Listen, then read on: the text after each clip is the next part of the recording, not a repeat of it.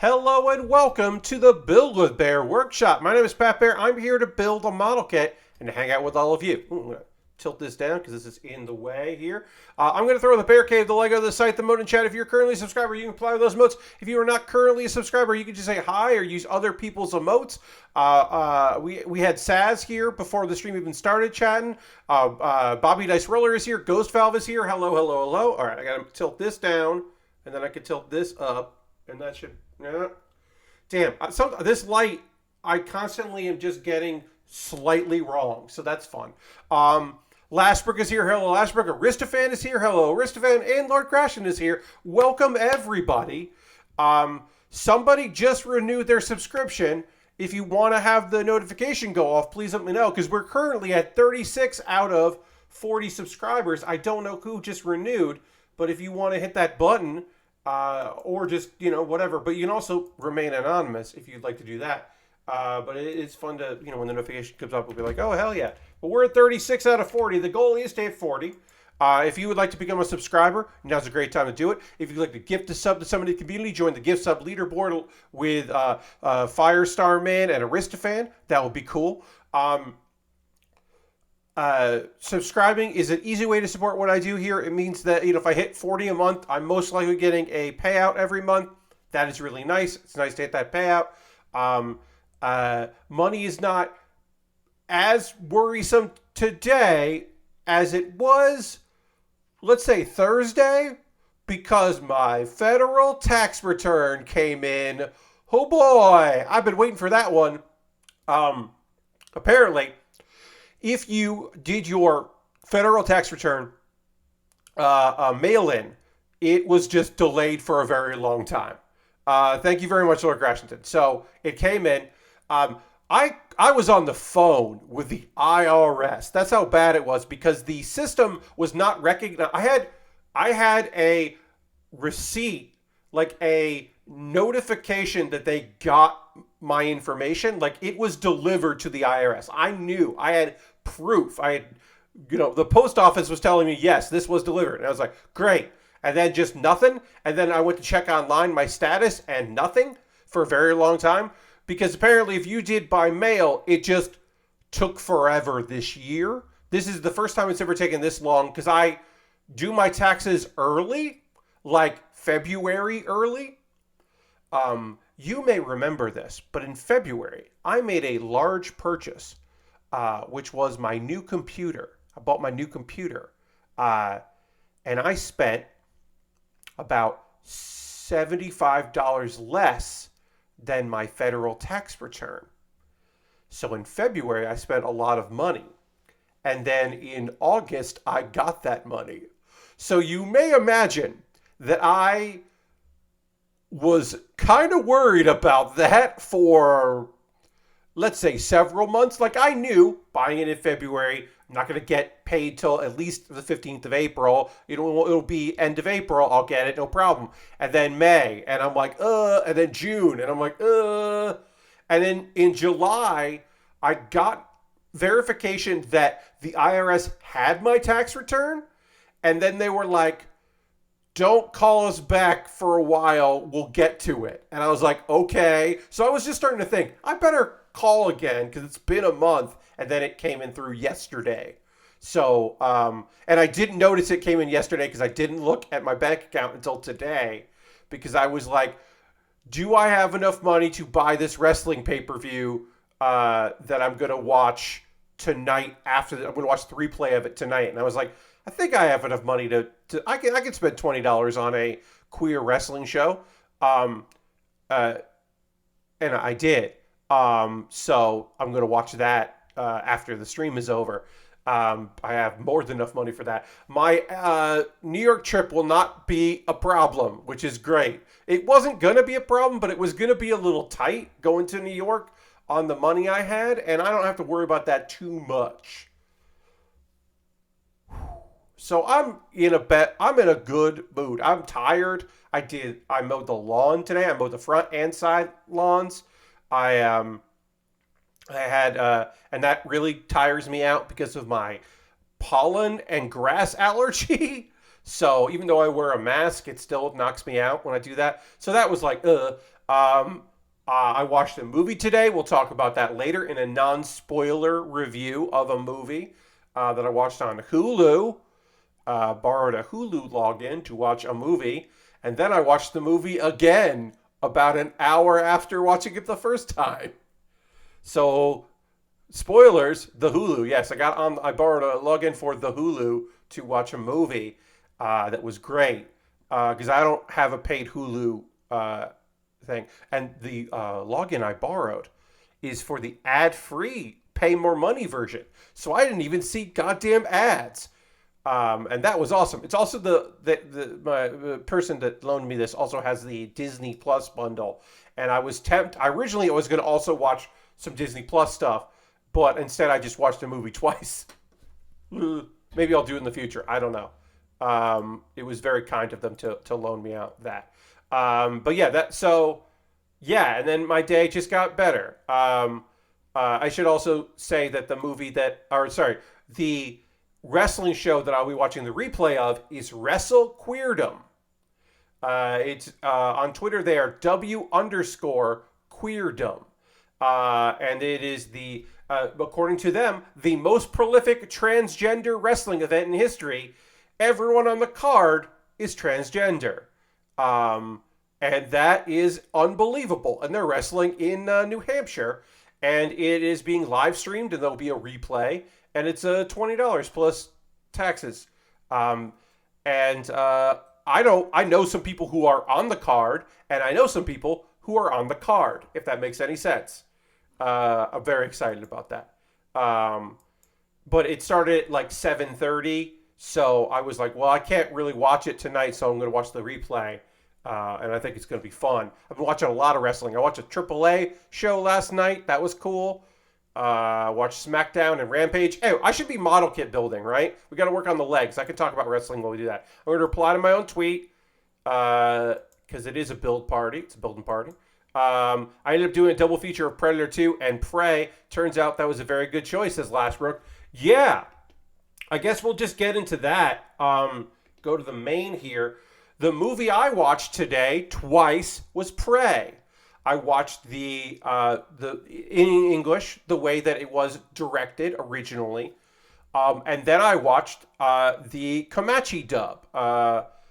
Comanche. I said Comanche. Comanche. The Comanche dub, because the director is Comanche, and they dubbed it into that First Nation language.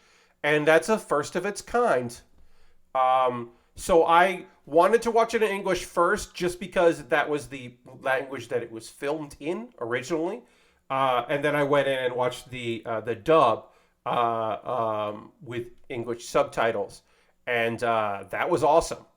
That's both available on Hulu. You can watch it both ways, or one way. You do you.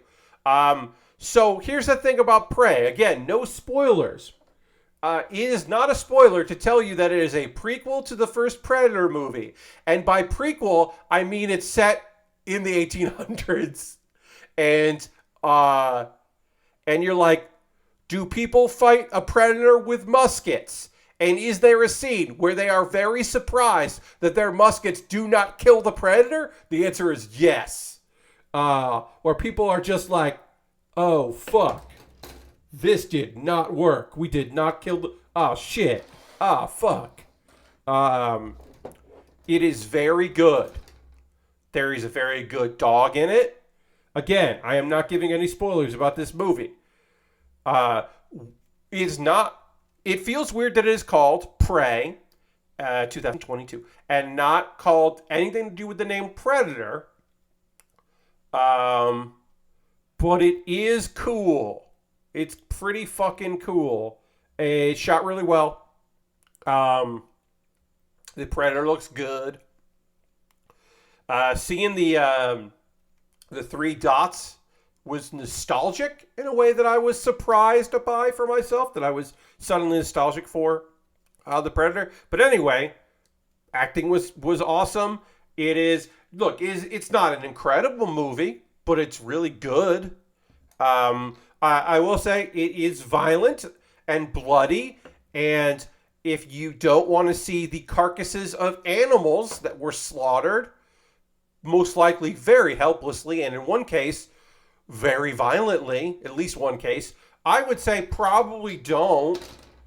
If you do want to see some fucking assholes get murdered and some cool people get murdered in the fight against a cool villain, a relentless killer, yeah, Prey's fucking good. Uh, wouldn't it that be more of a prequel to Predator 2 than 1? It would certainly explain the black powder pistol gloves character finds the alien ship.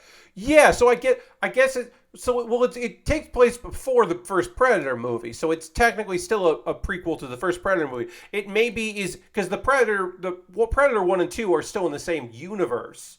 So I understand what you're saying, that it does have references that tie into the second movie. Certainly, I've never seen a Predator movie, so I'll have to figure out where those are on. Yes, Lastberg says Hulu. You can find that Lord Crashington on Hulu. The first Predator movie is very much of its time, and I don't know if the language of some of the soldiers in it is going to be cool. They also kind of go out of their way to make them not likable, even though some of them unlikable, which I appreciate. But it's still a good movie. Predator 2 is not a good movie, but it is a fun movie and an enjoyable movie. And the actors who are in it understand that they are not making a movie that holds up to the original. They are making their own weird thing, and I appreciate that. Also, I do have a soft spot for Danny Glover in general, if not specifically because Danny Glover, the characters that Danny Glover portrays in movies like this. And then Predators is good? Question mark. Alien versus Predator is not good. I love Predator 2, says Lashbrook.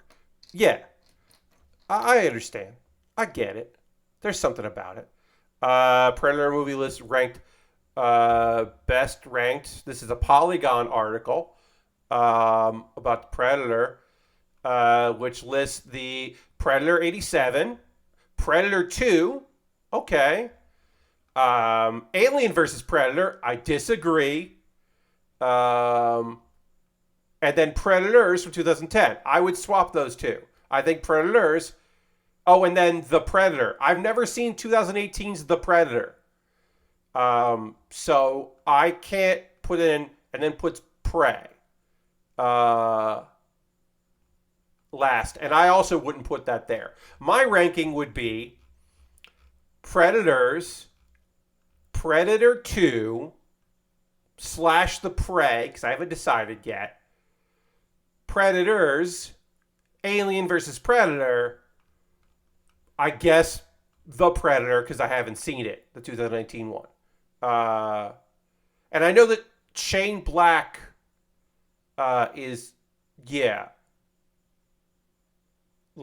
did that. So I probably should see The Predator, but I have not. Don't know why the link has ranking in it. Oh. Yeah, I don't know.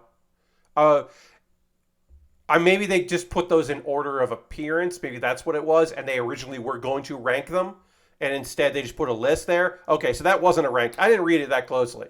But it's most likely that they originally were ranking them, and then eventually just decided to put them out in release order, which makes sense because Alien versus Predator is bad, and you would want that to be you'd put that in the bottom of your list. Anyway, Prey's good. The Yakuza fight scene in Predators was my favorite. That fight scene is very good. No, don't be swayed by Shane Black. I would rather rewatch both Alien vs. Predator movies, says Lashbrook. Okay, there you go. Shane Black... Here's the thing. I understand where you're coming from, because one would assume that movie, having Shane Black as the director, who did uncredited rewrites and was on the set of Predator, that his involvement would mean that I would know more about it and it would have been talked about more if it was good. I liked Alien vs. Predator because I was nostalgic for the old PC FPS. I mean, the arcade, the 3-player arcade Aliens versus Predator is very good. Is it great? No, but it's very good. I believe that's on the Jaguar as well. Anyway, that has a soft place in my heart because I really do think that is fun. I think that that 3-player arcade game is good. Predator 2 is the only one I've seen in theaters. Saw Alien versus Predator in the theaters. I did not pay for that ticket, so I win. Technically, that is a win. If you don't pay for something that you don't think is good, you still win. Anyway, that movie's great, and the dub was fun. It was fun to watch that. As somebody that watches a lot of anime and I'm a subs before dubs person, I'm totally fine with reading, especially because I had just seen the fucking movie, so I kind of knew what was going on. Also, it's still just the Predator movie, so like, I'm fine. It's just a Predator movie. I'm fine. I get it. I understand. I get some of the subtleties of this. I'll pick it up. The PC FPS was Acer and his team for multiplayer. One Predator versus many aliens versus many soldiers. One of the first games I ever seen like that. Ooh. Now you've seen the sophisticated version. Indeed. Yes, the top hat version. I don't know. It was good. I was not expecting to watch that movie today. I certainly was not expecting to watch it twice. Again, also today, I had the quote-unquote pleasure of mowing the front yard and the side yards. I'll do the backyard later, and then that wiped me out for a while. I watched some anime that we'll talk about later that were both, good and fun to watch. So we'll chat about those later. All right, so this is so like old hat at this point. I've built so many of these kits because the thing is, it's a master grade, but I've also built a lot of these master grades before that I could fuck up these legs, but it's gonna be pretty hard for me to fuck this leg up. I should do pretty okay with it. I'm pretty sure I remember how these legs work. Oops, he says as he pulls that part out before he needs to. All right, we gotta pop this up.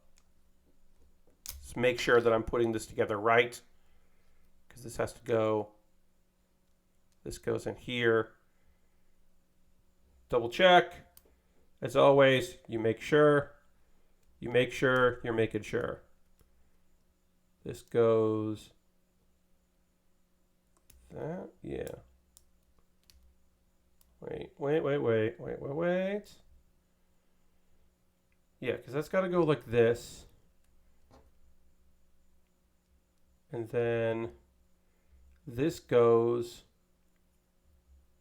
like this. Yeah. Okay, I've got it now. I understand what I'm doing. Now you see, I took my pops to the movies this morning and watched Bullet Train. It was pretty good. Oh, nice, Dirty. Yeah, that feels like a movie I will catch on like TV, not even like stream it, or a movie that someone will just be like, "Hey, I have like a copy of this. Do you want to just see it?"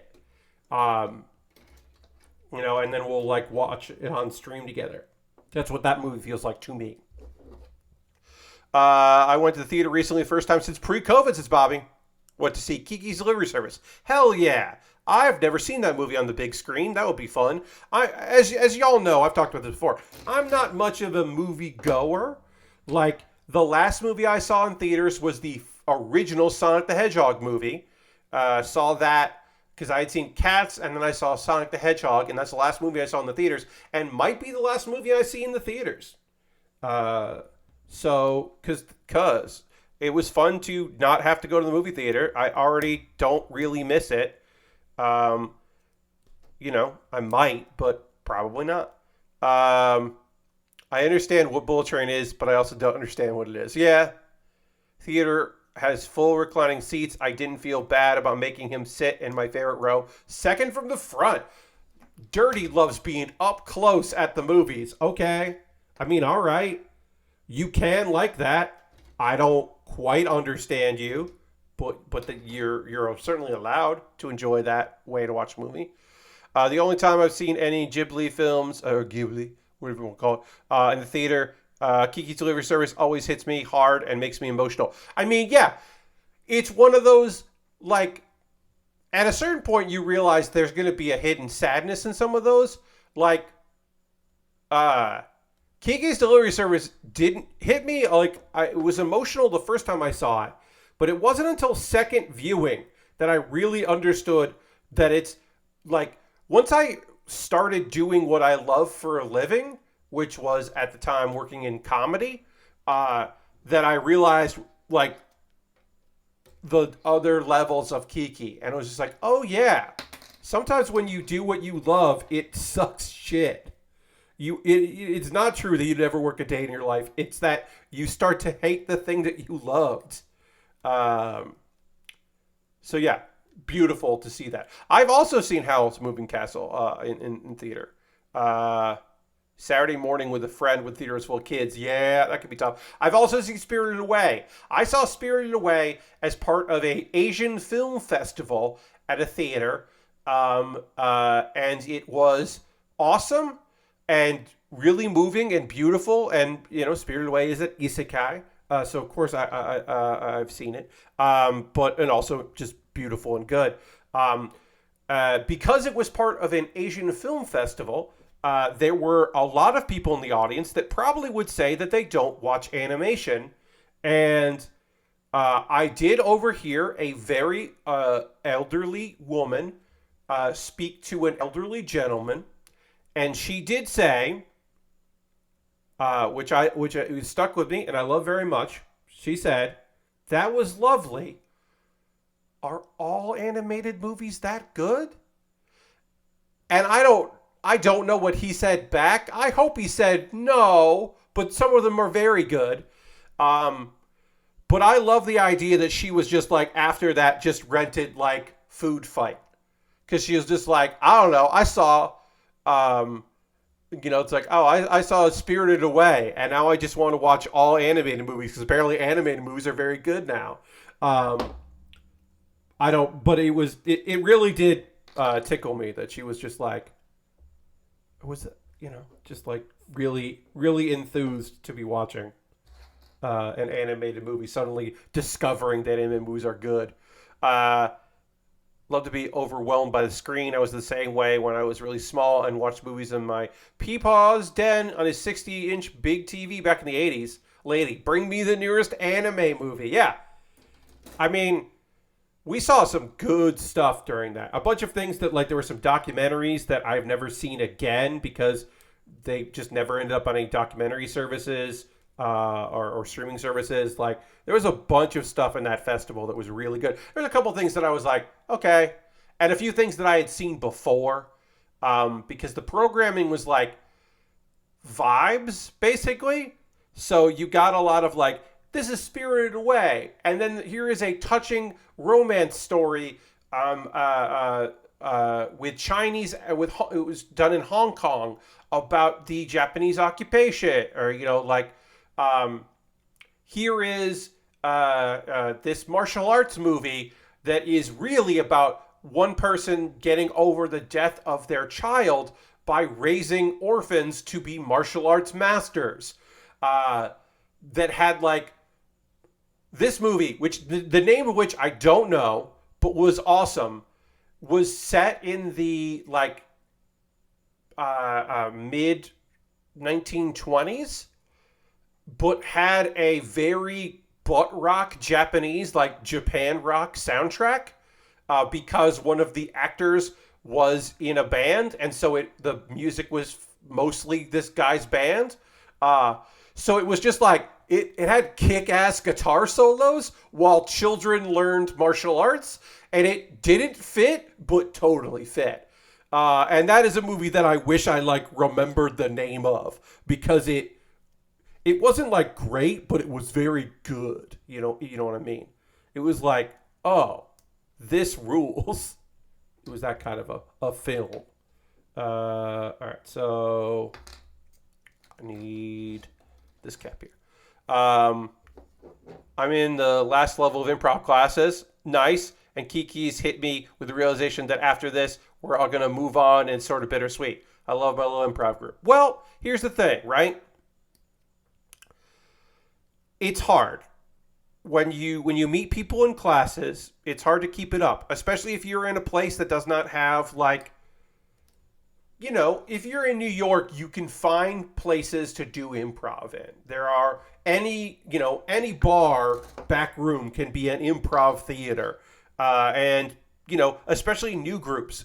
More established groups are always looking for new groups to open because new groups might be able to draw an audience of friends who are pretty good audience members. But if your area doesn't have a lot of improv or consistent improv, then you become a booker. To be able to be an improviser in a city or town that does not have an improv scene, you end up becoming the local improv booker because you are not then trying to like convince places that hold other things like, hey, there's a stand-up show or there's an open mic here. Hey, what if an improv show happened in this venue? The worst thing you can do is become an improv promoter when you are promoting yourself, because it does really it can really mess with your priorities. It can really goof you up. It's growing here a lot. Our theater does improv jams on Wednesdays. Rarely takes tryouts, and there's more and more places doing shows. Great. See, that's really what you need. You need the thing of you need more people wanting to perform than there is slots for them to perform at the best place, right?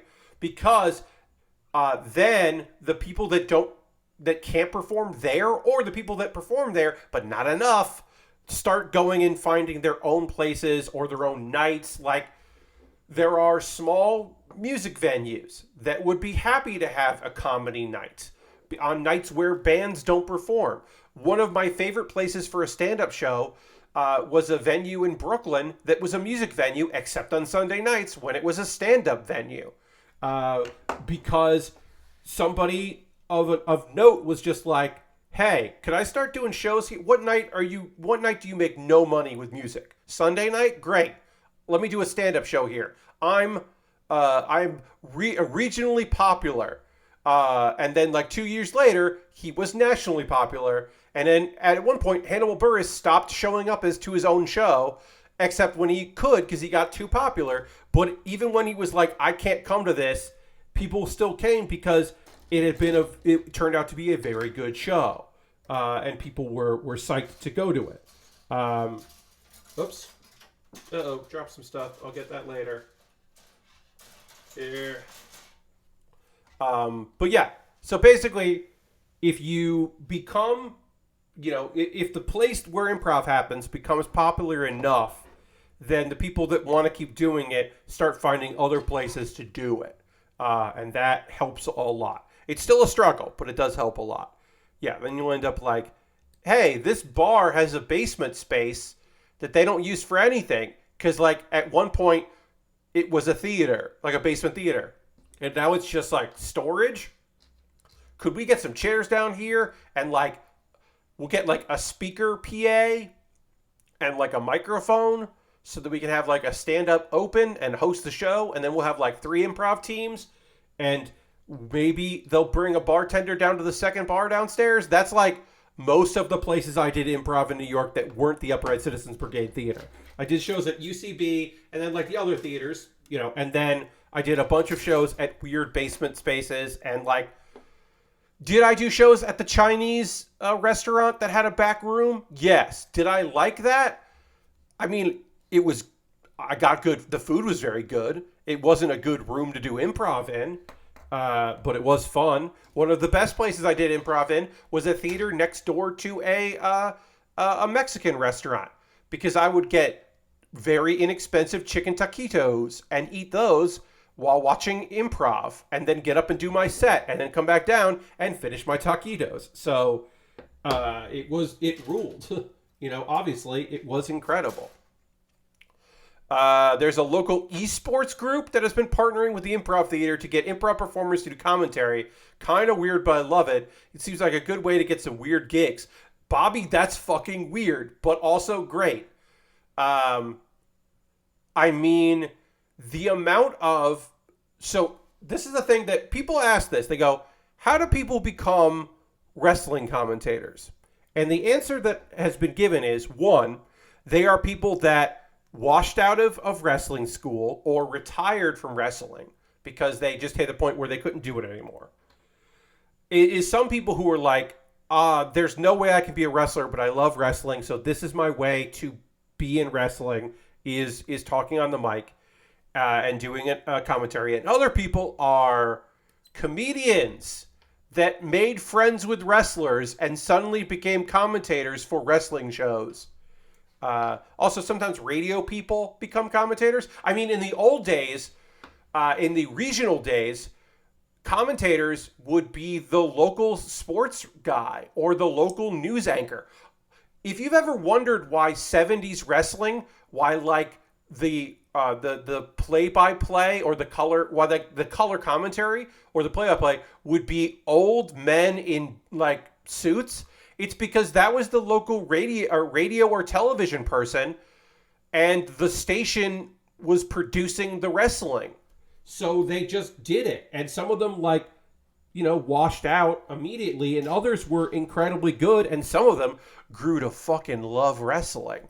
And so they wanted to do it all the time. That's why that style of announcing is so, is that way. Is so like, oh, this feels really like it is a, like a sports broadcast. Is because that was where some of the first people to do it. And then you did get people who were part of the promotion talking on the mic as well to kind of fill in the blanks and do the character work and do the color commentary. And then you did get wrestlers who were retiring from in-ring competition that could talk on the mic that then would get jobs being an announcer or being a play-by-play or whatever. We had a Mario Kart tournament recently at a drive-in theater with improv performers doing commentary. I think it's a fun idea. That is very fun.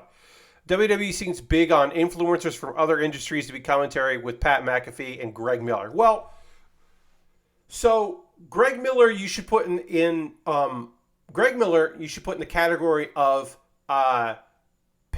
Pete Roberts. Pete Robertson? Roberts? Yeah. Peter Roberts, that's right. Of like, that's that kind of like, personality that can come in. Like, Greg and Pat McAfee are in different categories. Pat McAfee is someone that wanted to get involved in wrestling and knew his way in was, hey, I have a very successful podcast and live stream and radio thing, so I want to do this. Let me do that. Let me try it out. And then he also was like, and also wrestle, and that said, great. Good. That is a little different than Greg, who is coming in from the, I want to produce a show. I am a host. I have done wrestling things. Here is the wrestling things that I have done, both ours and his own, because they do have their own leagues. It's not all league heel stuff. Check this out. I'm a talking head, blah, blah. I have worked with these brands and am safe to work with in this environment, yada, yada, yada. So it is a little different with Greg, but yeah, yes. Yeah, they're both good at talking, and they've kind of, proven that. Because they do want people who are popular on the internet, because they want the internet to like wrestling, because they need the internet to like wrestling. The long-term plan of the WWE is get them for life. And you want kids to watch wrestling, so you need adults to watch wrestling with kids so that the kids keep watching it. And then in the old days, you had to hope that when the kids got out of college, because they didn't get cable in college, and they couldn't for a long time order pay-per-views in college, which is why they started pushing for online streaming, which kind of fucking failed, but they tried it back in the day. And then you got to hope that you've hooked them enough that when they get out of college and they get jobs and then they get cable TV, they'll come back to wrestling. So you do need to constantly be bringing in new people for that to work, because you know you gotta hook them when they're young, and then you gotta keep them while they get older, which obviously sounds awful and is. From causing packs to get evacuated with smoke machine, the WWE straight shot, obviously, indeed, yes, we are where people learn the craft to then take it to the next level. I feel like a lot of sports are moving more towards entertaining performers who can also speak intelligently, like the Manning brothers doing commentary in football games. Yeah, I mean, like, look, this has been years that the Sklar brothers proved that you if you're funny, you can make boring things interesting. The Sklar brothers had a show called Cheap Seats, where they all watched old, weird sports and then did new commentary tracks for it, basically, and talked over it. It's like Mystery Science Theater, but for sports people who are also not nerds, or they're sports nerds.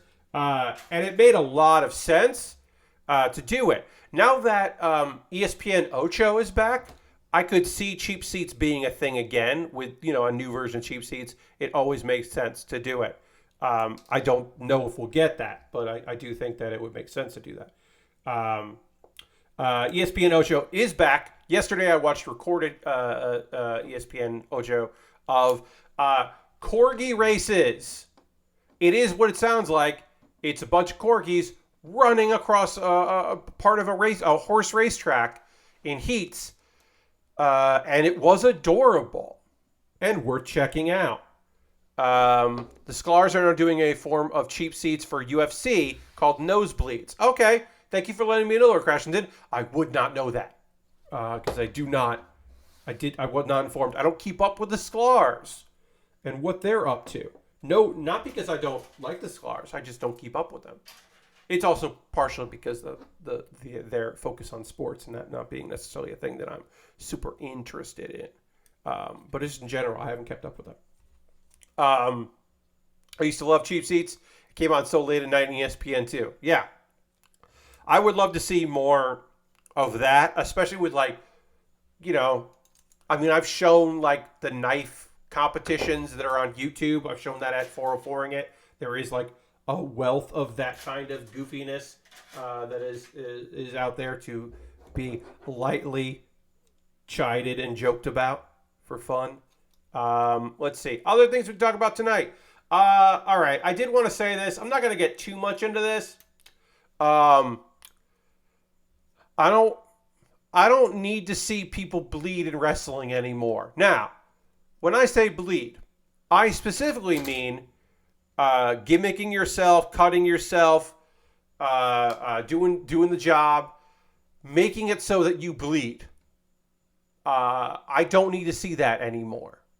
I understand that red equals green, but it doesn't to me anymore because I'm an old man and I've watched a lot of fucking wrestling live in person and on television. So, like, look, you get this guy, he's on the indies, he's doing his thing, he gets an opportunity to fight John Moxley on Rampage. It's a hard-hitting bout, everything's great, it looks impressive, this dude looks like a star, sign this guy, Tony, what's going on here? Oh, well, he rolled off the ring, and then he came back, and he's bloody because he cut himself to bleed, and it's just like, I don't need that. That is different from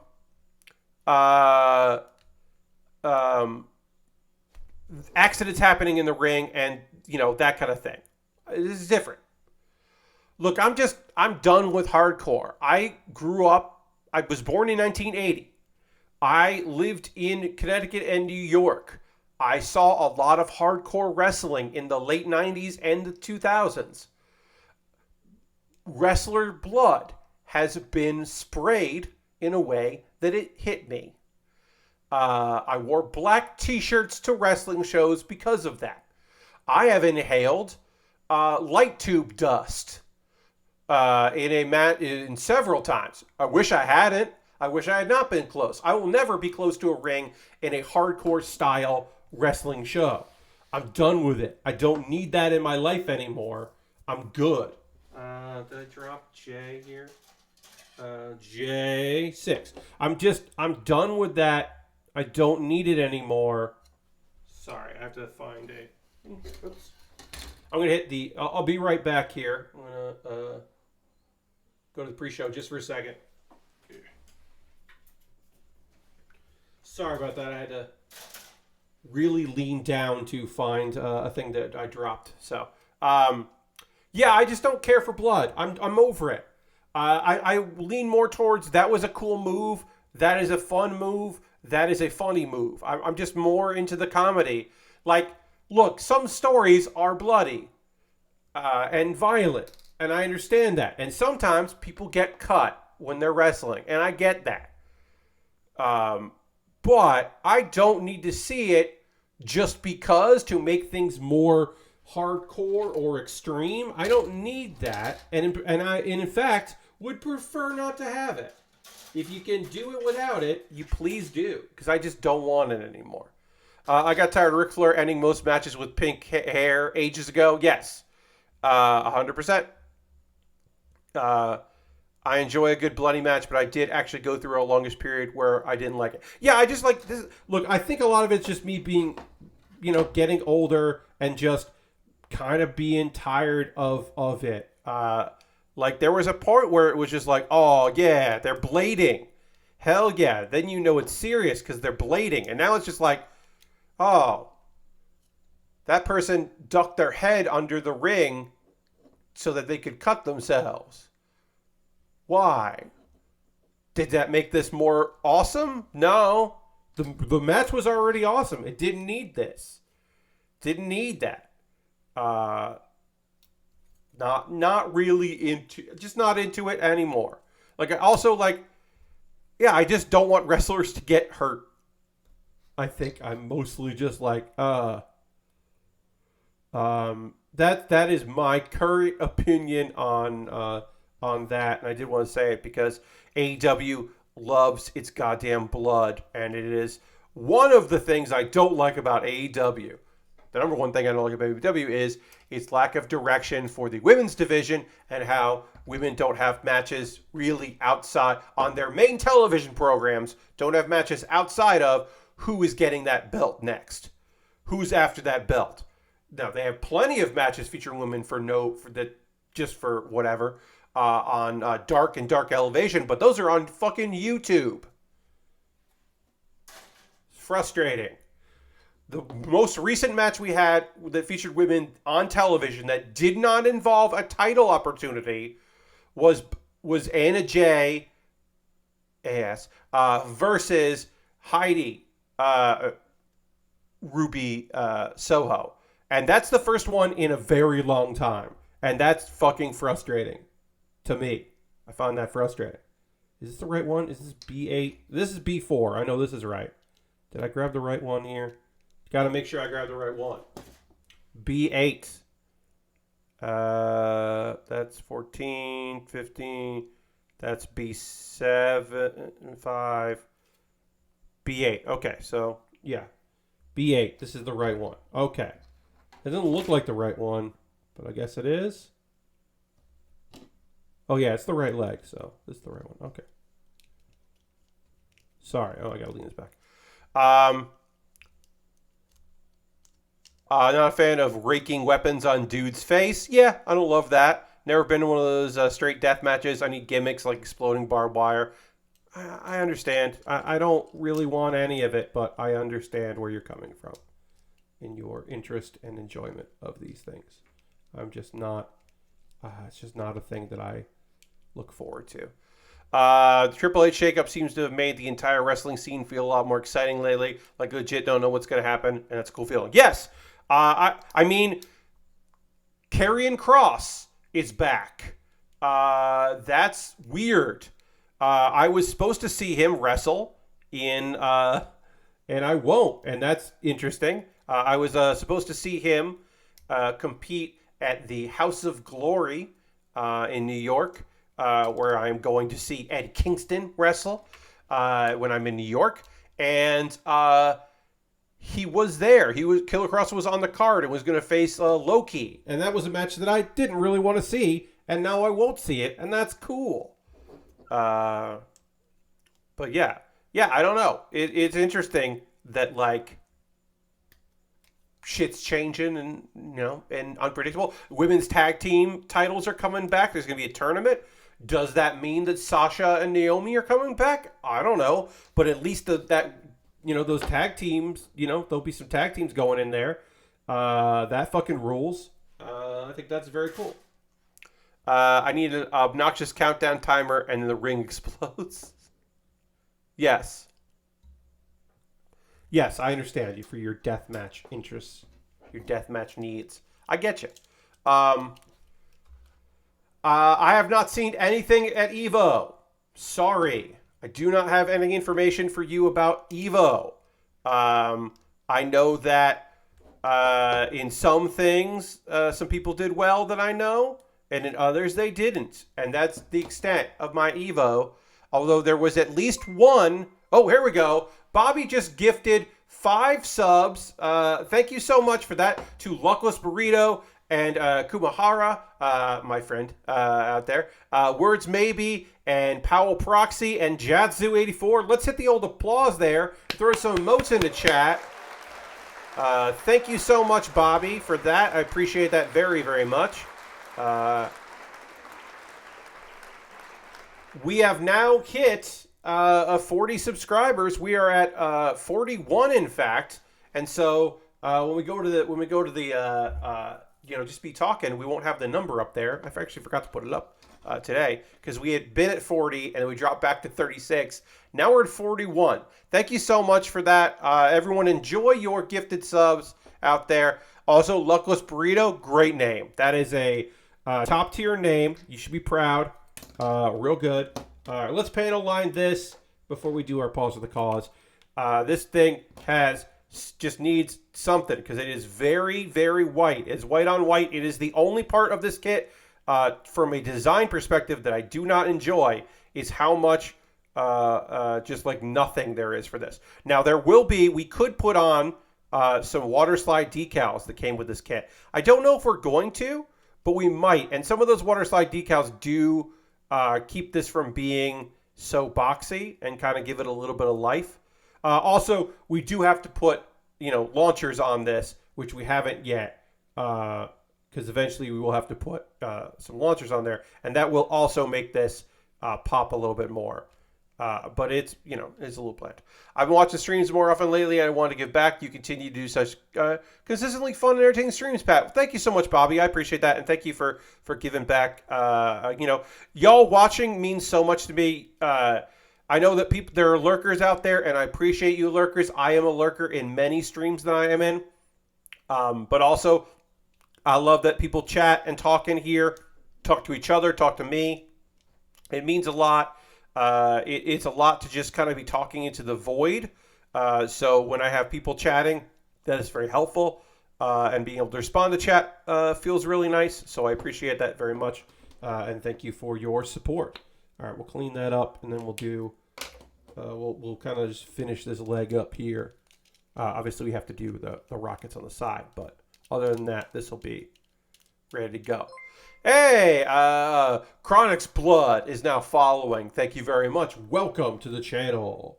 A reminder, folks that might be new, I do model kit building on Mondays and Thursdays and Saturday from 9 p.m. to 11 p.m. Eastern.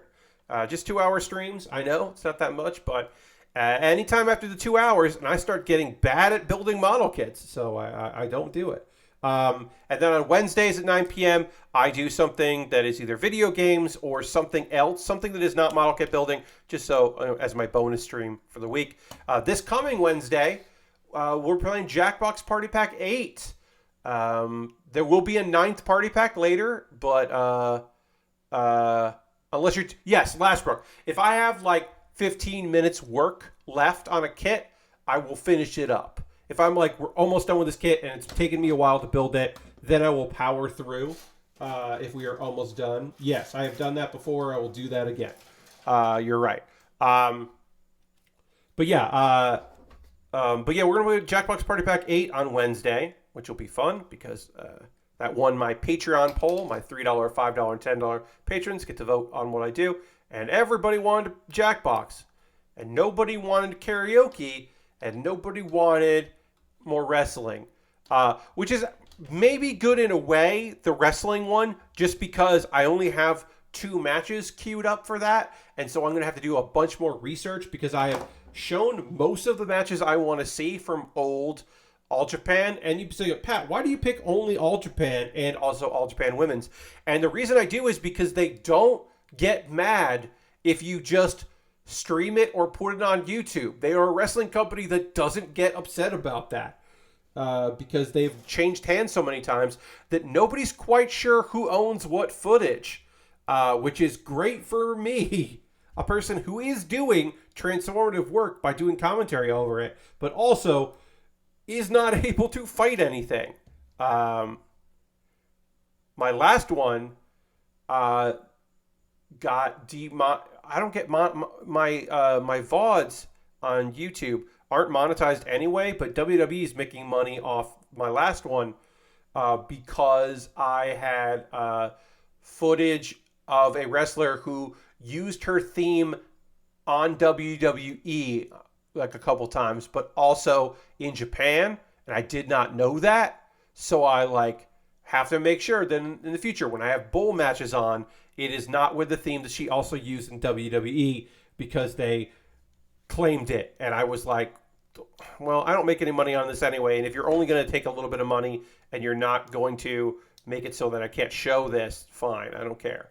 But now I'm like, okay, I got to remember that song, which is used in her matches, I suddenly can't use, or definitely can't use. So it's good to know. All right, we got a leg done here. We got to build the launcher. We'll get the launcher started here. We'll need D, and we'll need F, the gray version of F, and we'll need some other stuff, but we'll start there. We're building a launcher, a foot launcher. Let's see. Yeah, so I didn't watch much with Evo. I'm just aware of it. If you're like, Pat, did at least one person show up playing and using a Guitar Hero controller as their controller? The answer is yes. There were at least 2 people at Evo fighting in big tournaments with their nonsense, silly choice of using a Guitar Hero controller or Rock Band controller. I don't know. And that's weird and good for them, I guess. Yeah, one more thing to worry about, indeed, Lord Christian. But yeah, I haven't kept up on what's going on. I think there's a new character in Skullgirls. They just announced their last new character. People seem psyched about that. I haven't really kept up on any news. I'm always interested in Street Fighter. I don't pretend to play much anymore, but I'm interested in those characters. The older characters are familiar to me, and they have a place in my heart. So I do like to keep up with what's going on with the Street Fighting. If there was a new Dragon Ball Fighter Z, I would be interested in that because I did play that quite a bit and enjoyed it. So I would be interested in another Dragon Ball fighting game if it was like the last one. But that's kind of it for what I would be super interested in these days. I did not, when Jeff Gerstmann did his stream with Fightcade, I did not get Fightcade set up and all that. I just moderated because I was like, I'm all right. I mean, I did make some requests for some games I would like to see because there are fighting games that I enjoy looking at, but, Boyd for life. Boyd from Rumblefish 2. Clearly, top tier character. One of my favorite characters of 2022 is Boyd. Boyd clearly fucking rules. Boyd is an old man in a Hawaiian t-shirt that kind of bare knuckle fights, and he does a lot of front kicks where his knee doesn't move. I assume because he's an old man. And he has a cat. He takes his hat off, and then little feces come out of the hat, and the hat runs around following him because there's a little cat in there, which is unbelievably adorable. Rumblefish 2 coming to consoles and getting like, you know, a non you know, ROM release this year. Consoles and PC. Is that the guy with the weird face on the fighter select screen? I don't know if Boyd's got a weird face. He's an old man. Let's see. Co-host. I'm looking at my co-host because I have a photo of Boyd on there. I posted a photo of Boyd. Because I indeed would kill for Boyd. All right, let me find it. There's Boyd. Let's see. Can I just drag that? You gonna work? Yeah, there it is. Oops. Where'd it go? That went away. All right, let me try this again. Boyd. There's Boyd. And there's Boyd with finger guns. That doesn't... I don't know why that doesn't want to stay, but that's Boyd. Let me save Boyd. Boyd has a finger gun that he then shoots. And I like that very much. It's good. It's good that is the thing. It's good that it happens. There we go. Let's try that. There we go. There's Boyd. It's Boyd. Look at Boyd. I love Boyd. He's got glasses. It was a popular meme on Ranking of Fighters. Oh, no, it's not Warren. I'm not talking about Warren, Lord Crashington. Warren has a weird face, and also, I believe I have that emote. Yes, I believe Vectroid, a.k.a. Rah-Rah, has a Warren emote. So I'm going to put there. Here's Warren. This is who I think you're talking about. I think you're talking about Warren. Yes, you forgot the name. Lord Crashington, you fucked up and forgot the name Warren and thought I was talking about Warren. I wasn't talking about Warren. I was talking about Boyd. I'm not mad. Yeah, that's Warren. So yeah, that's Boyd for the Rumblefish 2. I like Boyd very much. I'm glad that he is in a video game. He seems fun. Also, when he wins, he gets down on one knee, and then the cat jumps on top of him, so his hat gets back on his head. That's good. So many old white guys in fighting games jerk off. Lord Crashington, I totally agree. I'm going to drink some water. Thank you, Dirty. And then Lord Crashington used channel points, so I'm going to drink some water, and then I'm going to dance a little bit. That is helpful. And now, whoops. Well, we'll do this over here. I'll do the dance over here.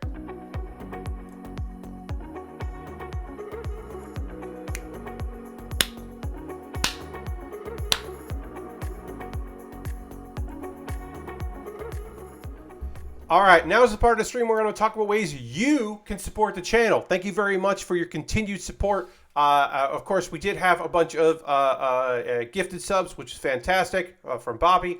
If you are currently a subscriber, you can throw the Bear Cave, the Lego, the Scythe emote, or if you're a tier 2, you get the blue emote. Throw that in the chat and let the people know. I'm going to be talking for a couple minutes about ways you can support the channel. I appreciate everyone that has a subscription. That is the easiest way to support what I do here, either through cash money or through your Prime gaming token, because you have Amazon Prime. You linked it with your Twitch. You put those two things together, and then I benefit, which is radical. Let me just check this thing right quick here. Okay, great. Also, bits and coins, always appreciated. If you wanted to join the gift sub leaderboard, well, you got to gift 2 subs. If you gifted 2 subs to the community, you would push out Aristofan from the gift sub leaderboard, and you would join that gift sub leaderboard, and you could do that.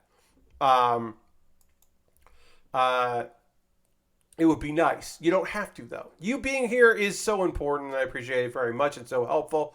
Thank you, everybody that is here. Yeah, so this is going to be a couple minutes of me talking about ways you can support the channel. All of these things are optional. None of these are things you have to do. If you would like to do them, I would love to have you do it.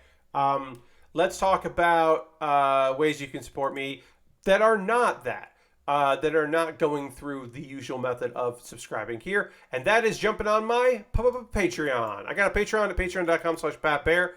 $1, $3, $5, and $10 tiers, different rewards for the different tiers. If you want to jump in there, you could, and it will be great.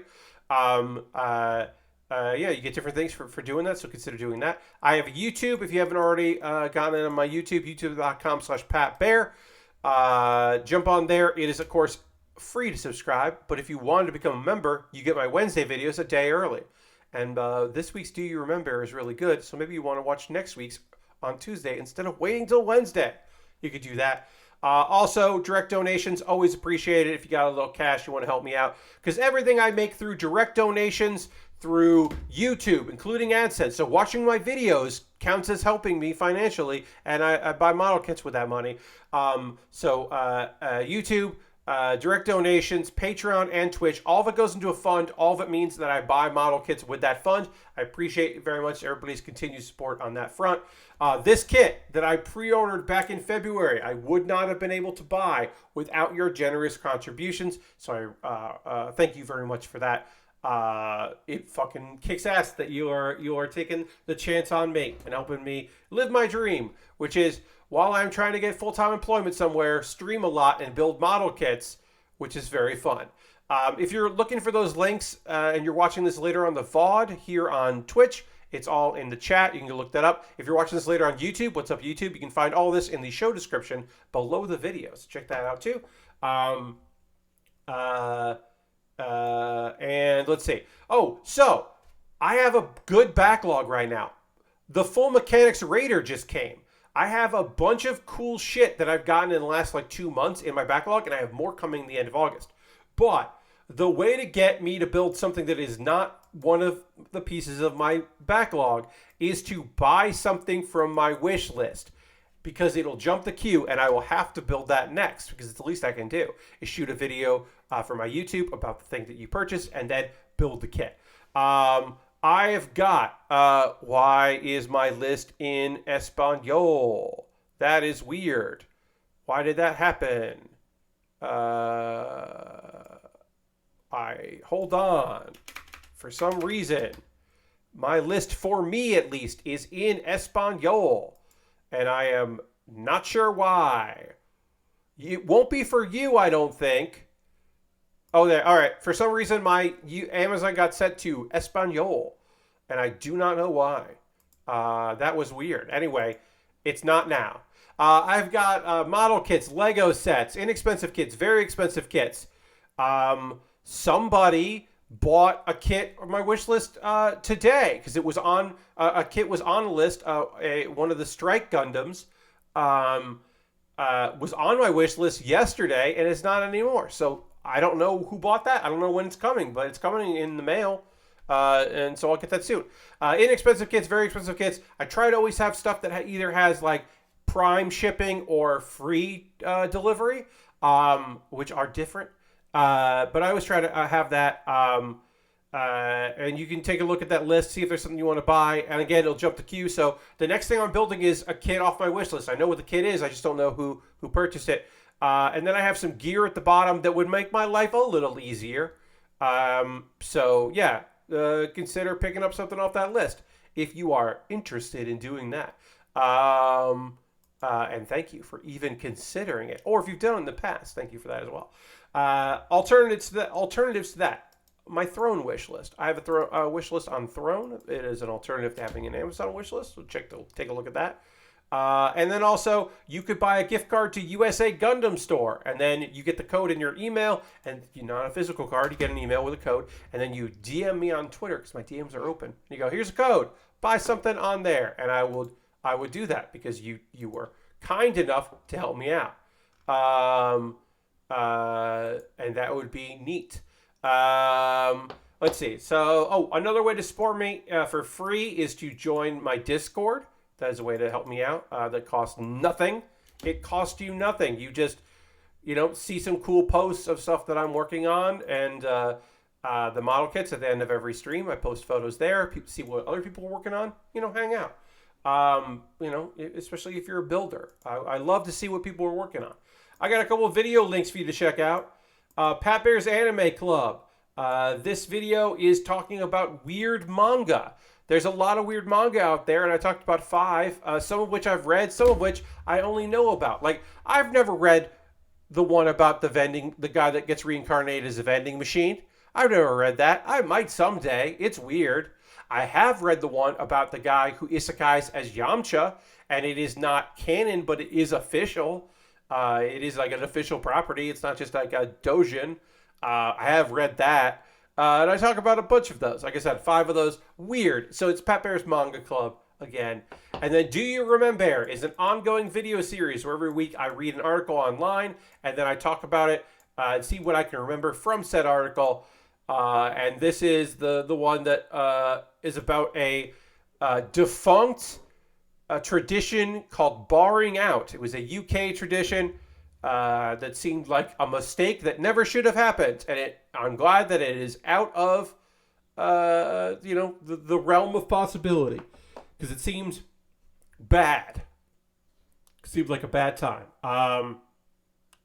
Anyway, what's up? Okay, yeah. So that's stuff you can check out. Now, we are going to talk about some anime while I continue working on this leg and starting the other leg.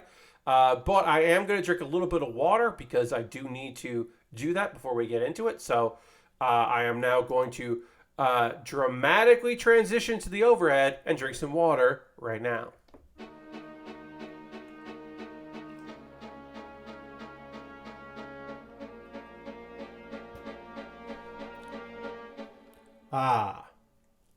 Transitioned.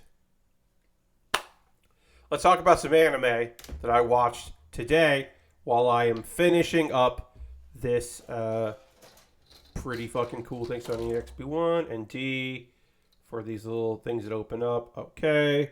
So that's XB1 or XB and D. Great. Figuring it out now.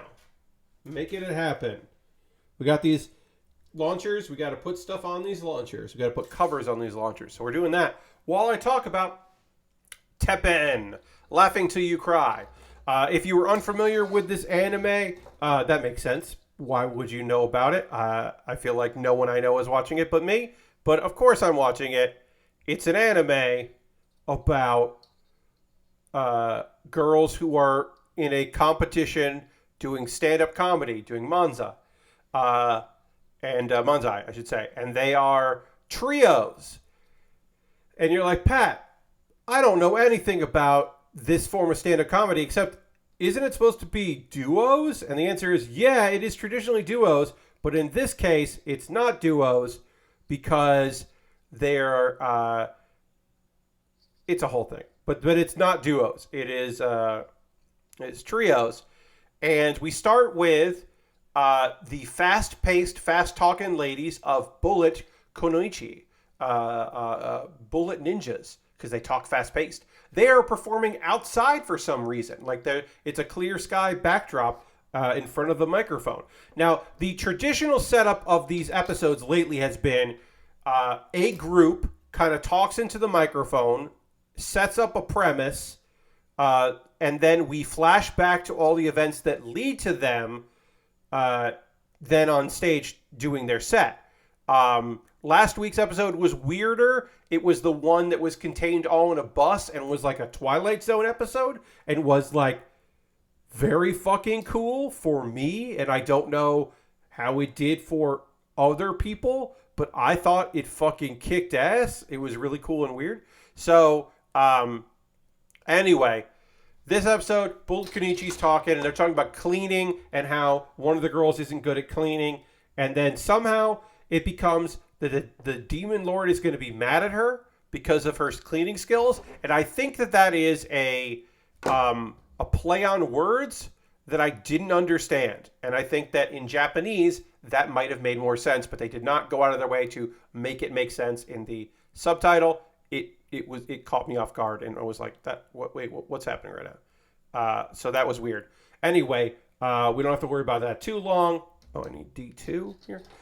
Because we are immediately with the opening song, and then we find out that the guy who is the landlord and caretaker of the dorm that all these 15 girls are living in, is going to America for 4 days for a bodybuilding competition, which is cool. That is a fun thing. He's going out there for the bodybuilding competition. And so he leaves for that. And immediately, Bullet Konichi puts a hole in their room floor because there is a spider. And then as they try to fix it, they put several holes in the floor and roof of the room and door. They really fuck up that whole thing. There's a whole thing where like one of the girls becomes pixelated. They don't say Minecraft, but it's implying that she thinks because she plays a lot of building video games that she'll be good at fixing things. So there's a little Minecraft reference in there. And then they make things worse, as I said. Also, a member of the group Young YY is hiding the fact that she is a canker sore because she knows that if the other girls know, then they'll let her recuperate, but they need to be working on their next act, their next stand-up routine, so they don't have time to be waiting around. So she doesn't want them to know, and they don't know what's wrong, but they know something's wrong because they are not. They can tell that their friend is going through some stuff. They don't know what it is, though. They're like, oh, I don't know. We don't know. We don't know what's up. So that's this one. That's this one. Okay, so anyway, there's a lot of stuff going around with all these girls. Why is this not working? Sorry, did I fuck this up? I did. Fuck this up. Gotta flip this around, folks. I put it on the wrong way. Now I'm putting it on the right way. Yes. Now that should fit in like that. Hell yeah, it does. Check it out. It did what it was supposed to do. Okay, anyway. So they have to make some food, and there's a misunderstanding, and the rich girls, this is I think is very fun. So the rich girls, as we know from the episode, one of the rich girls isn't actually rich, and the other girls know she isn't rich and kind of play along because they're still her friend and they're still like encouraged and whatever. So they're like letting her lie to them. Weird, but that's what's happening. Anyway, they are like, oh, this member of the group introduced us to an incredible cuisine, which is just cup ramen. But because they're rich, they don't have junk food that often, so they legitimately do think that it's very good, because of course people with refined palates would love good junk food. So that's that. There's a later thing where they are like, we're gonna make fresh eel for you, which means that their bathroom is full of real eels, which they have trouble capturing. There's a lot of like quick little things. A group gets trapped in a room. There's the whole thing with the three girls. Another team is trying to, because there are eels in the bathroom, one of the other groups is trying to make a bath, like a bath themselves. So they're ripping up the floors because lumber is expensive. It's a lot. There's a lot of fucking shit going on in this episode. It's nice, as I said, because all these characters are. We're not just focusing on one group. We're watching all these characters interact, so it's very fun. But there's just like a lot of things. The group that are obsessed with UFOs, where one of the members of the group, as I've said before, one of the members of the group is in fact a goddamn alien, and the other two members do not know this. They are unaware that one of their members is a goddamn alien, but they're still into UFOs. Let's see, we need D33, D13, great. They hand young YY the alien hands out a laser blaster, and the entire house gets decimated, and then our dude shows up back from America with the first place trophy, no less, because he won his competition, his weightlifting competition, and he shows up and there's no house. And that's why Bullet Konichi was doing a stand-up set outdoors is because their whole place is fucked up. So they had to do their stand-up set outside. And it's just like, oh, it came full circle like it does in almost every episode. Fun premise for that. And they have to rebuild the house, yada, yada, yada. Was there anything else in that episode I missed? Oh, the girls obsessed with UFOs make zangi, which I really want to try. It is Japanese fried chicken. It's not the same as the normal Japanese fried chicken, in that it focuses on sweet and sour sauce that comes with it. And I want to try it. It looked really good. I want to try that fried chicken very much. Let's see. Yeah, that episode was really fun because you saw a lot of different interactions between the different groups, and that's cute. It was enjoyable. All right, we got one leg. We got one leg done here. We're gonna put that leg in there. All right, great. Look at this. Look at our kit. Look at our kit getting one big leg. We can move on to the other leg, setting that up because we've already done a lot of it. Now we can move on to making it happen. Here, so we'll need D. We can put away for a little while. We'll need D, but not right now. And then we don't need this yet, but we'll need B2 again in a second. But right now we need E and F, gray F, and E, and B and A. Pull these out now so that I can get them easier. All right, so Black Summoner. The last episode of Black Summer ended up where they were tasked with taking out a demon that was discovered. This demon has captured for thousands of years, has captured the last demon lord's daughter. And he has said that he is going to take her powers and then become the next demon lord. And our dude, Kelvin, who is a summoner, he's like, I am so excited about fighting you. I can't wait to fight you, because he's a battle junkie. So he is very excited about fighting this dude and proving his worth. And it is him and his summons and his elf companion that is a slave that he did purchase. Because you can't fucking forget that. You can't just be like, oh yeah, and the elf that is an archer that hangs out with him. So the very first thing that happens is skeletons get summoned, but easily get dispatched. And you're asking yourself, Pat, are these skeletons shitty CGI skeletons? And the answer is yes. But luckily they get beat very early, so I don't have to look at them anymore. Victor, who is the demon, he attacks a bunch, but they fight him off. And then the slime Clotho absorbs some of his magic powers, which is great. Good for him. Good for Clotho. Victor's one arm is destroyed by Ethel, the elf's arrows, and Gerard's sword cuts off the other one. He turns into a demon, a pure CGI, not great looking, but still kind of cool looking demon. And everybody's in trouble. Oh no, but not really. People aren't really in trouble. Everything's going to be okay. Because our dude, because they have great teamwork. They work really well together. You know, we've seen a little of that before, but yeah, this team works great, and they're very powerful, and they do a bunch of cool spells. Also, one of my favorite moments is that the slime jumps into the air and then launches out of its mouth just so many swords that stab into the demon, and they are all cursed swords because our main dude Kelvin was trying to get better at being a blacksmith, so he made a lot of cursed swords.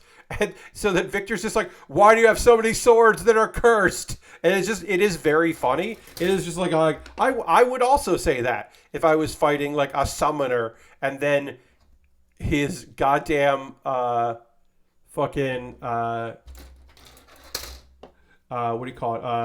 slime shot up at me a bunch of goddamn cursed swords. But they defeat him, and in his last moments, he stops a pillar from falling onto Sarah, who is the daughter of the demon lord, who is still under a spell and locked up. And you're like, but wasn't he going to absorb her power and kill her and become the next demon lord? No, he wasn't.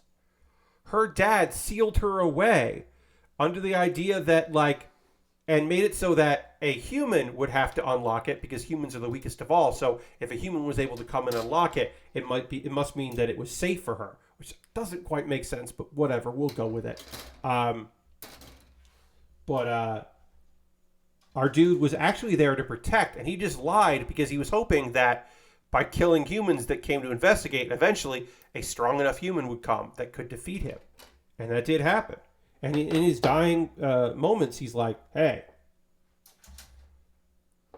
take her with you. Let her see the world like her father wanted her to. I know that's selfish. And then Kelvin's like, okay, yeah, I'll do that. Which might not be the best call, because she is the daughter of the last demon lord and could become the demon lord herself and become the demon queen.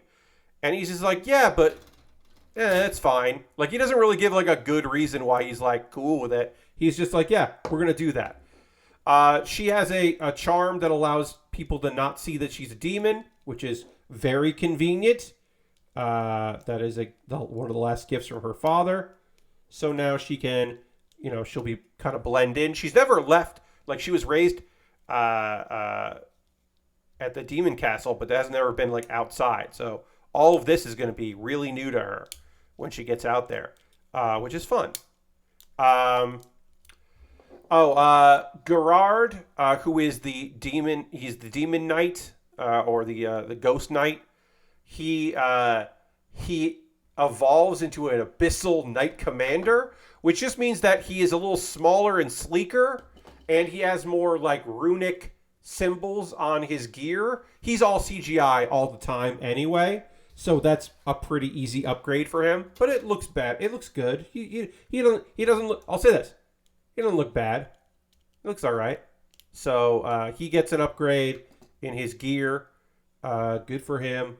All right, I need B9 and B5. Great. B9 and B5. Got it. B9. Okay. Abyssal Knight Commander sounds like a Yu-Gi-Oh card. Indeed, Lashbrook. It very much does. Anyway, he got an upgrade. Kelvin reports to Leo that, hey, I defeated a demon, and it was a rank S demon. And we don't see it, but we come to learn, now he's been ranked up. So now Kelvin is rank A, which he doesn't really want, because it's going to mean that he has to do more work, because they're going to expect more from him. But he should have known that was coming. Of course, he was going to have more work to do. Can't really avoid that shit. Anyway, there's a big party that gets thrown. We find out that one of the adventurers is actually married, that we've met, is actually married to the woman that owns the inn they're staying in, so that's fun. They didn't know that. Everybody gets drunk, which is fun. And then Kelvin finds Sarah mourning for Victor, and she decides she wants to experience the world, and she wants to see the ocean because he always told her about it, and she does want to experience the ocean because he never went there. So she's going to go in his place. And it was a nice little end to that. I do think it's very funny that this dude he is a summoner. He has 2 available summons, a skeleton knight that is wearing full armor, so you can't tell that he's undead, and a slime. He has an elf friend, and then his other summon is a goddess that he can't summon yet. So he has 2 available summons, and then he has just as many humanoid friends, a demon and a elf. And I just think that is funny that he is just like rolling around with a bunch of homies, and was just like, all right, dude, I guess you don't have that many summons. Again, Black Summoner. I don't love the CGI. With the Knight, I understand why they did it, but I still don't have to like it. I still think that it is a quality show that I have been enjoying. It is a show that I would recommend if you are looking for an overpowered main character who is a battle maniac, a self-proclaimed battle maniac, having a good time, going on adventures, and meeting people along the way that I think are pretty fun. I mean, Clotho, the slime, is very good. This is a good friend, and a good time, good time friend. But yeah, in general, pretty fucking good. All right, now it's the part of the stream where I hear from you. What are you watching? What are you playing? What are you doing? As you said, I did Prey today. Prey, Prey. I watched Prey, the new prequel to Predator. I watched both of that in English, and then watched it subtitled in the dub, which was awesome. The Comanche dub, and that was cool as hell. And then I've been playing Hearthstone. I've been enjoying Hearthstone. That is still a game that I like playing. I have found a standard Evolve deck that I do not dislike, because I love Evolve. It's probably my favorite mechanic in Hearthstone, but I hadn't found a deck for that play type that I liked yet. I have now found that deck. It is pretty damn good. I am doing pretty okay with it. So that's been fun. Lord Crashington watched Prey and Lightyear, which are good movies. I have not seen Lightyear, but I obviously, as I said, I've seen Prey, and that was very good. All right, let's panel line this once I get this part attached. Then we'll move on to putting the launcher on there. But yeah, I'm enjoying Hearthstone. It is, like I said, now that I have a deck that I like, a new deck. I mean, I have a couple decks that I don't dislike. My cheat out big death rattle rogue deck, wild rogue deck, there is 2 new death rattles that are very good in that deck. So I've been really enjoying that. I've been playing that more. And then like I said, now I have a standard deck that I can play that is an evolved deck. It's like a mid-range evolved deck. So it does have the shaman 2-drop that does 1 damage to all enemies. So it's good against, kind of good against Warlock. It takes out Warlock tokens before they can get buffed. So it takes out imps. I mean, it doesn't help with infuse, but it does clear the board at least. So that's been pretty good. Also, Lord Crashington's been trucking through Montana, an American Truck Simulator, which has been cool. I've got a fun Triceratops plushie on the passenger seat to keep me company. Oh, that's cute. I like that. Yeah, I've never been into that game, but I do appreciate that it exists. I've kind of Loshberg's kind of fallen into a Ricky J hole on YouTube. Okay, I understand. Yeah, my current YouTube stuff is watching console and electronic repair YouTube. 2 different British gentlemen I've been watching do repairs. That's been a lot of that. One who started because of the other, which was kind of fun. But I've been watching a lot of repair stuff. And I've been watching a lot of a guy that mods a lot of handhelds. It does a lot of handheld modding, game modding, and that has been kind of fun. Those have been my YouTube rabbit holes that I've been falling into. A lot of that stuff. But yeah, if you've been playing anything, watching anything, let me know. I haven't played Multiverses since the last stream. Has been the last time that I've played Multiverses. So I can't really talk about Multiverses anymore. Didn't get into it yesterday or today. There's a lot of wrestling to watch last night, and then I had movies and such to watch today. I am going to try the anime Lycros Recoil because I have heard very good things about it. I have not tried that yet. I might watch that tomorrow, but I'm going to give that a shot because I have heard good things. from people about that, both here and also on a Discord that has anime content on it that I like. That is some people's favorite anime of this season. So I'm going to just check it out. Lord Crashton says, I've got all the Steam achievements in Power Wash Simulator, and I'm working on the PC Game Pass version. Nice. I still haven't finished the last stage. I'm like 80% done. It's just a lot, and I've kind of lost motivation. I think it's because it's the last stage that I've lost the motivation to continue, but I will eventually get back into it because I like that game a lot. It's just such a big location, and really a lot of what I have left in there is ceiling work, and that's just not as fun.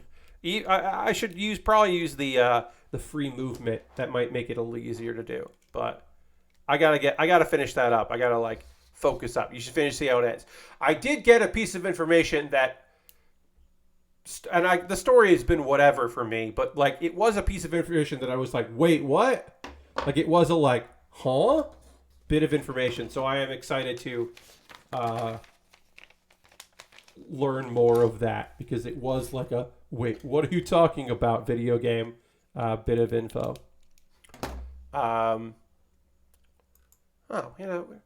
Drop in viewers in this last hour. Normally we do drop some people around the time where I start promoting myself. We drop some people, but normally we bounce back before the end of the stream. Not the case tonight, which is okay. It happens.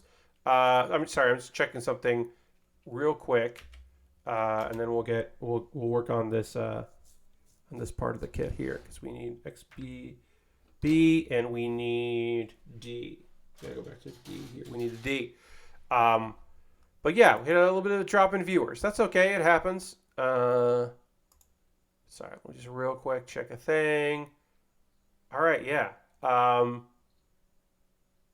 So tomorrow I will be running a poll for my $10 patrons to decide what I start building next because I do sometimes get Sunday delivery, but if somebody bought something off my wish list yesterday, like late yesterday, I don't know when exactly. It might have even been today. But someone bought something between yesterday and today.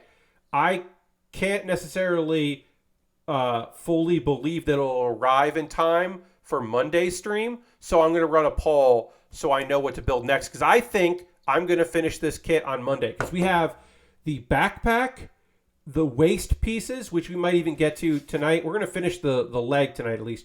But all I have is the backpack and the waist and then the guns. So I think by the end of Monday's stream, we are going to finish this kit. So I do need to know what I should build next. And like I said, it might arrive on Monday, but I can't count on that kit arriving on Monday. So it will be the next thing I build after whatever wins the poll. I guess if it arrives on Monday, the $10 patrons vote will just become the next thing that I stream or build on stream.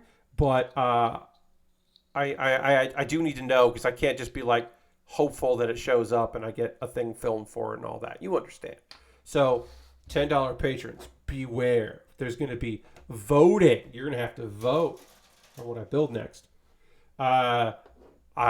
Maybe it'll be the Full Mechanics Raider. Maybe it'll be the Dark Hound. Maybe it'll be... I mean, I could see my $10 patrons, usually only one or two vote, and I break a tie if there's a tie. I could see them voting for the G Gundam Dragon kit, which should not take long to build at all because it is just a tiny old kit. Those kits are very easy to put together because they are old. They're very old and small. They're smaller than a 1/44 scale. I don't know the scale of them, but they are teeny tiny. So it does not take a lot to put those together. So it will be interesting to see if somebody picks that up. All right, so put this here. This here. We need one. I just built this, so it's not hard to build. But yeah, that's I have a few things in my backlog that recently came here. I have some stuff that'll be here at the end of the month, but that's the recent stuff that arrived. So it'll be interesting to see if what wins my $10 poll. If I had to guess, I said it will probably be the dragon. My interest would be to build the Full Mechanics Gundam Raider, because that kit does have a flight mode and it has a lot of cool gimmicks, and I liked the Full Mechanics Calamity from Gundam Seed, so I'd be interested to see how this is different. It is a kit that also I don't think there's very little video. Most of the people I know that put up video, that do content about Gunpla, haven't gotten it yet, or they haven't put videos of it yet. So it might be of interest to some people to see what this Full Mechanics Raider looks like. So I might be interested in that more than another kit, but I'll build whatever wins the poll. Because I got a bunch of stuff. The Dark Hound I also would like to build. I probably wouldn't want to build the Dark Hound and the Raider back to back because they are kind of similar kits, but like, whatever. Fucking build it. Again, my $10 patrons do have the power. They have the most power of anybody because they get to vote on what I build. So therefore they have a tremendous power and also responsibility. They don't really have a responsibility. Why is this piece not doing what I need to do? Is this the wrong one? This is supposed to be D4. This is not D4. That would explain it, everybody, why that wasn't the right piece, is because it wasn't. It just wasn't the right piece.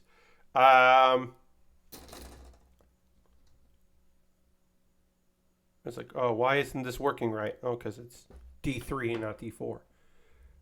That explains everything. All right, so is it this one? We gotta go. Nope, it's this way. Luckily, this is easy to figure out if I'm doing it right or not. Other things we can talk about. I don't really know. We got through pretty quickly what people are playing and doing. Again, I'm going to try Licorice Recoil, Licorice Recoil. I'm going to try that. Of course, Monday stream will also involve, because it always involves this shit, will also involve me talking about some manga that I'm reading. I guess I can look at that. I can look at my my manga list here. Show you some stuff that I don't know what I'm going to be talking about on there. I have a manhwa and I have 2 manga to talk about. And I haven't that I have enough chapters of to talk about. I haven't decided which one it's going to be. Let's see. But I've got some lined up to get ready to talk about here. Level 1 manhwa. Yeah, level 1 player and level 999 Demon Lord and a level 1 slime. It's very cute. I'll probably talk about that. You know what? I'll probably talk about that on Monday because it's very fucking cute. It is unbelievably adorable. So I probably want to talk about that. So I probably will talk about that on Monday because it's just an uber cute show. So I think you'll like it. Or story, I should say. So I don't know what else I'll talk about that. Either level 1 player, which is a manhwa that I've enjoyed, or it'll be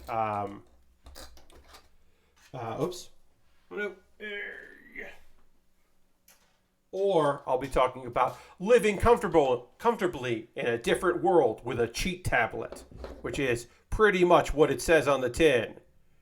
It's pretty much that story of somebody that is in another world and they have like a tablet that lets them do things and make recipes and buy ingredients. And it is nice because it is pretty slow because our main character is like just trying to figure out their place in the world. And they're like, I don't want to be an adventurer. So I would like to, and it ends up like working for a crew as like a porter and then eventually working for a place and finding like it. The thing I like most about living comfortably in a different world with a cheat tablet is the very first people our main character meets is not the people that he immediately ends up with for the entire story, which is always feels a little weird in manhwa or manga, where it's just like, that's the first people that you came into contact with. Like, that doesn't, come on. What about, so it's just like, no. These are the characters that our main character is going to spend time with. I played a little bit more of Power Wash Simulator. Kind of wish I could reject doing the Mayor's Mansion. Yeah, Lashbrook, you kind of need, like, really you need the sprayer that, like, goes in a circle, like that power thing, and you just have to hit in, like, and the longest extension you have to do all of the parts of the house part.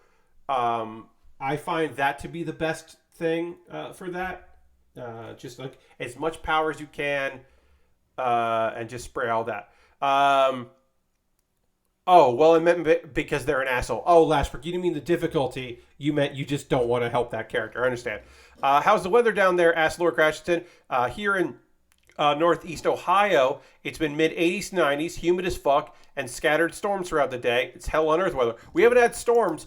Over here, it has been in the mid-80s the last couple days, but the humidity makes it feel like it's in the 90s. And then a couple days it's been in the 90s. And one day I went out for a walk, which, you got to make mistakes in life. And that was my mistake, was going for a fucking walk. But I did. I went for a walk. And what I discovered was my phone was like, hey, either you listen to music on Bluetooth or you catch Pokemon in Pokemon Go. You are not allowed to do both, Pat. You can't do both those things because it's too fucking hot. And my phone was like, I don't want to do this. So instead, I just listened to music with my Bluetooth headset and did not catch any Pokemon. Because my phone was not having it. I keep dropping things tonight.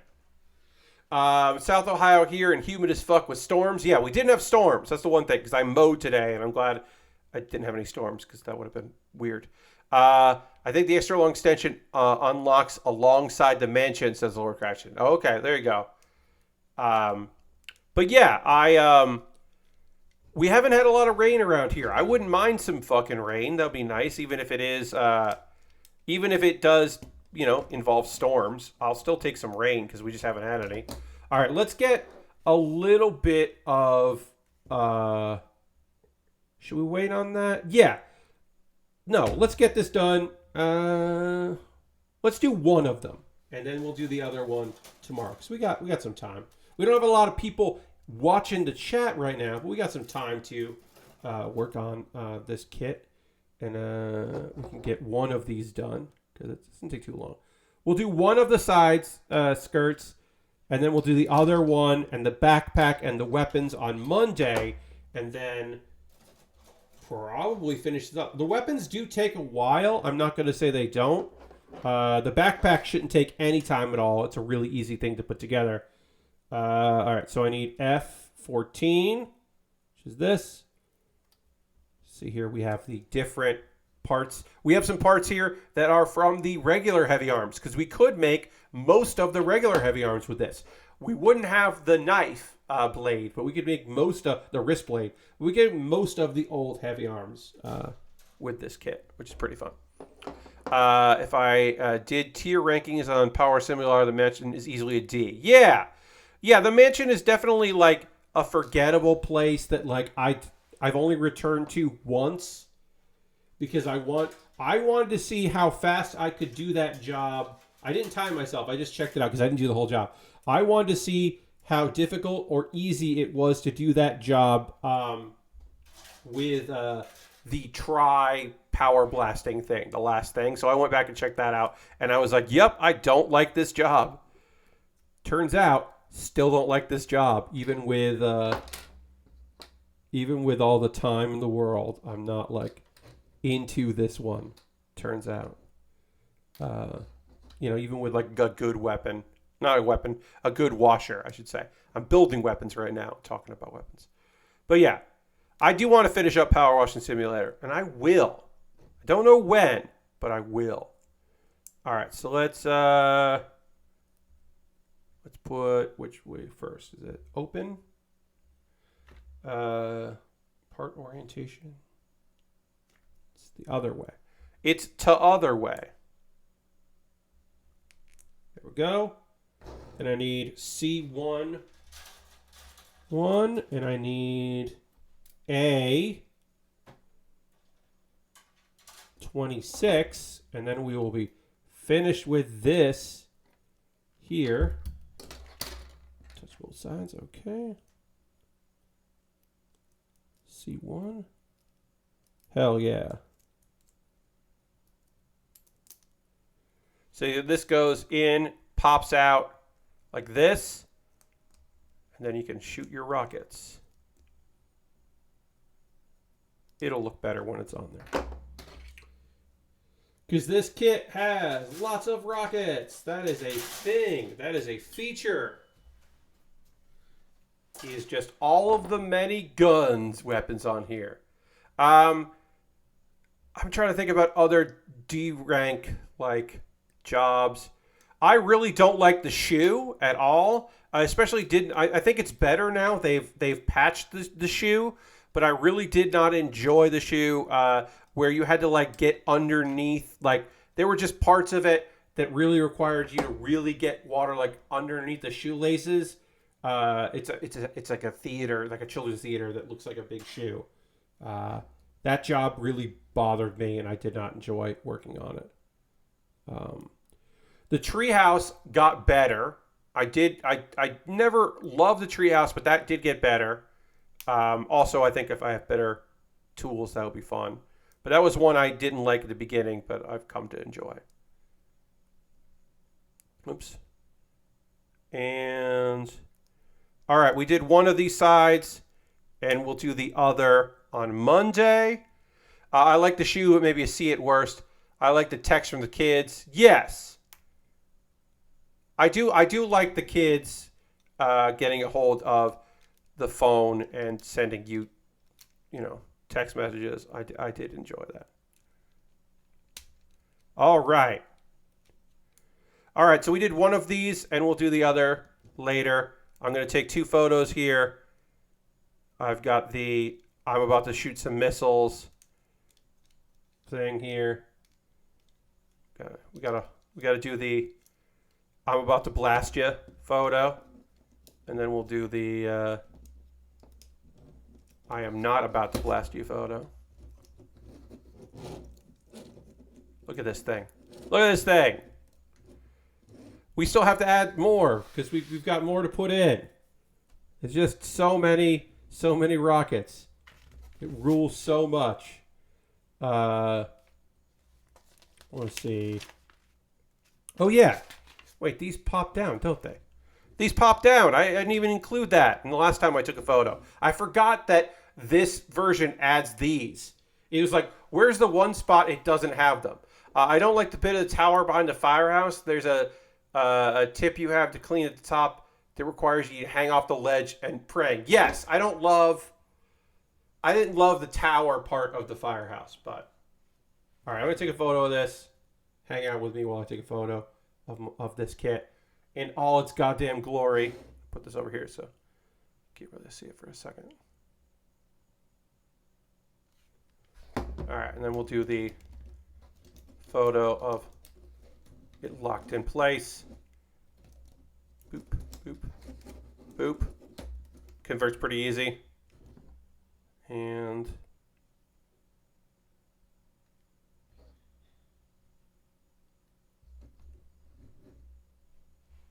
sorry. Great. All right, we are going to raid. That is how we end every stream around here, is we're going to find someone cool to go hang out with. We don't have a lot of people here tonight, but we still want to end it with a raid, even if we're not, we don't have a big crew. So feel free to come along on this raid. I hope you will. I hope everyone who's watching will come on this raid, because, we don't have a lot of folks, but it's all right. Hopefully the people that we raid will enjoy the people that we have coming. Who's doing stuff here? We haven't raided Wiggins in a while. Wiggins is playing Red Dead Redemption. I believe Wiggins has been checking that out for a while here. So we are going to go raid Wiggins, who is playing Red Dead, as I said. So feel free to come along on the stream. Thanks, everybody, for being here tonight. I hope you have a great night. Again, let's go on a raid here. Great. So feel free to come along on this raid. Thanks, everybody, for being here tonight. I hope you have a great rest of your evening. I will see you on Monday, where we will complete this goddamn model kit and start something new. As I said, $10 patrons will vote tomorrow. Thanks for being here. I'll see you in the future. Goodbye, everybody. Goodbye.